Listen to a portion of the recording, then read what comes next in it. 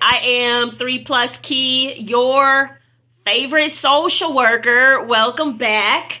I wanted to tell you about a life-changing event that set off the trajectory of my ethics, personally and professionally.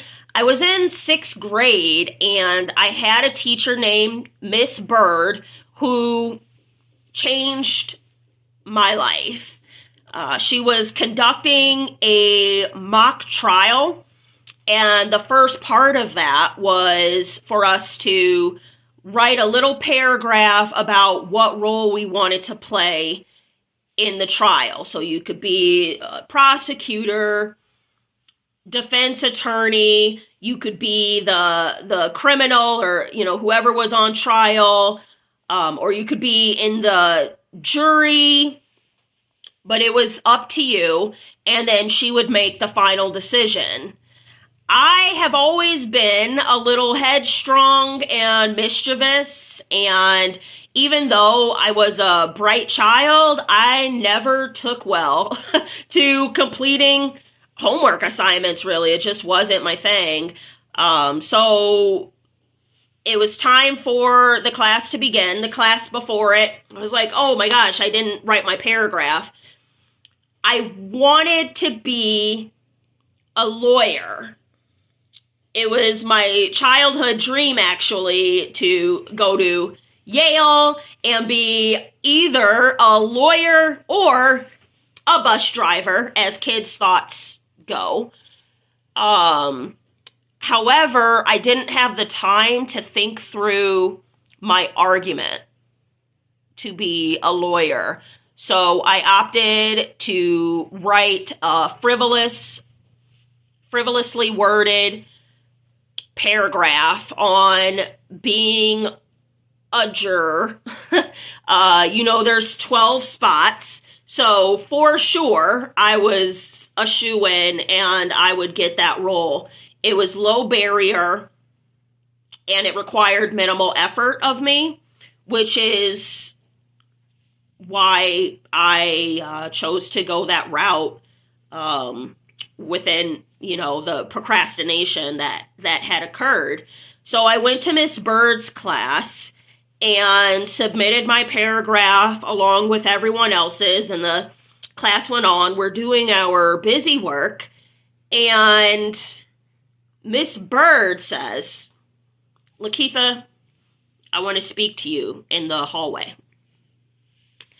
And shout out to my former classmates. If you remember Miss Byrd, she did not play.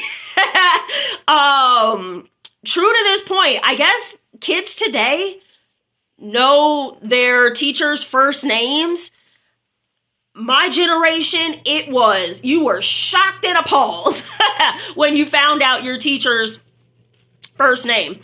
Even when I'm conducting classes now with children,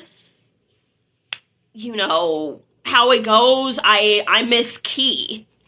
They call me by my first name with the miss in there, and I actually don't like it. But for the purpose of this story, her name was Miss Byrd. To this day, I don't know what her first name was. She was stern, matter of fact. There was not a lot of kikiing and giggling in her class, but one thing that would occur was some learning. One thing that would not be occurring in her class was any form of disrespect, including of ourselves. So now we're out in the hallway. Everybody else is in their classes, so we're alone. I'm scared, and she says to me something I just will never forget. And she said, "Lakeitha, I'm so disappointed in you. I thought you were going to be the lawyer." And I don't remember what else she said, and it really doesn't even matter. it was that. And it really impacted me because the way she expressed that disappointment was so straightforward and so sincere. And what wasn't said was that she just had expected me to rise to the occasion because she knew that I could. I knew that I could, but it was my own flaws of procrastination, not taking my life seriously. And the particular school we went to, the town we went to, kids did take their futures seriously, even at 11. Conversations of what college you were going to go to, you know, what your adulthood was going to look like. Those conversations were being had in elementary school. So it's not like she had a pie in the sky idea of what level I was supposed to be performing at, given my intellectual capabilities, given the academic support system that was provided to me. And so I've always wanted to locate Miss Byrd. If anybody, you know, knows where she is, please show her this video. So we went back into the classroom and I ended up on the jury because that's what I asked for. And that's the life lesson. You know, I post these videos about start now and just do it. And I know for some people, I don't know what it sounds like to you. You know, maybe that's for other people, or it's easy for Lakeitha to say it, or I was born poor, or like whatever. But at the end of the day, at what point are you saying, I'm lazy, I procrastinate, I have anger issues, I just don't know how to budget, I lack self-control?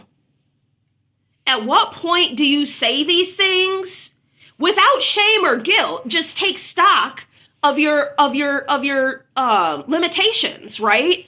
And then start to make a plan to change it, or just take accountability. I'm a juror and I don't have the status of a lawyer because I didn't do the things that needed to be done to get to that level, right? And so, you know, you go through high school, you go through adulthood, and you continue to maneuver throughout the world, and either at some point you take accountability or you don't. Right? And along the way, you have Miss Byrds who are saying, man, I see more in you. You know, I think about Miss Byrd, I would say several times a year. The way she engaged with me and other teachers as well, and other adults in my life too, is how I hope to communicate to the youth now. Okay, you're poor.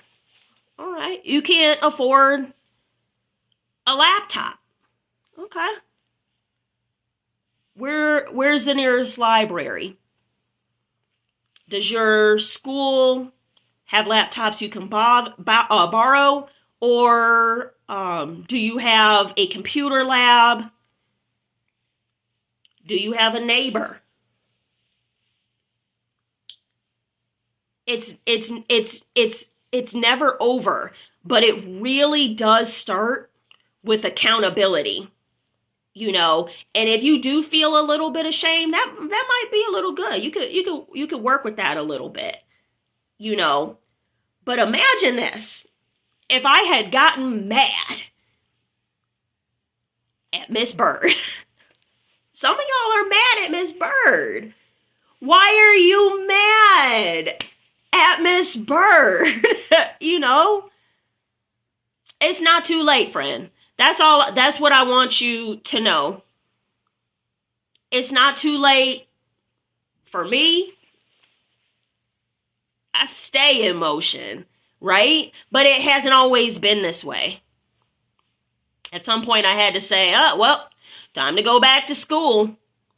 I know there's loans. Let's make scholarships a full-time job. Let's donate plasma. I'm going to eat at the food bank. Sacrifice now for a better future, right? There, accountability and taking stock. If I'm mad at Miss Byrd, and check this out, at this big age, what if I was still mad at Miss Byrd for saying that? Some of y'all are still mad for what happened back then. My parents, yada, yada. If you got this far in the video and you do have things that are, you know, you still have trauma, PTSD, things from what happened when you were a child, drop a comment. It can be as discreet as you want, or better yet, you can send me an email at 3pluskei@gmail.com. And, you know, perhaps I can send you some resources, because, baby, you need to address that so you can move on and start living your life. And the Miss Byrds in your life, you can say, wow, thank you. Thank you for trusting me with your vision. Thank you for relaying your vision of me to me. Thank you for telling me the truth. Thank you for believing in me. Right? You want to get to that point.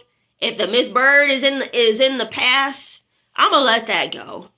I'm gonna let that go, or I'm gonna use that to propel me to a better future. All right. For the record, thank you, Miss Byrd. It is decades later, and I turned out okay.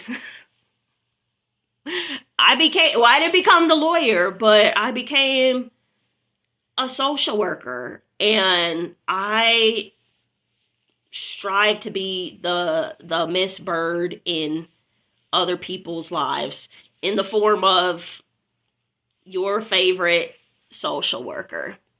So, you know, like this video, share it with somebody if you feel that it could be useful to them. And last but not least, if you have kids or nieces or grandchildren, ask them who their favorite teacher is. I'm not even going to say all teachers, because all teachers aren't, you know, I don't want to say it, but, you know, that's the truth, right? Ask your child who is their favorite teacher. Give that teacher something. Little candy, you know. You might give them some laundry detergent. Give them something, right? For their efforts. Like this video. I'm 3pluskei, your favorite social worker. And I'll talk to you later.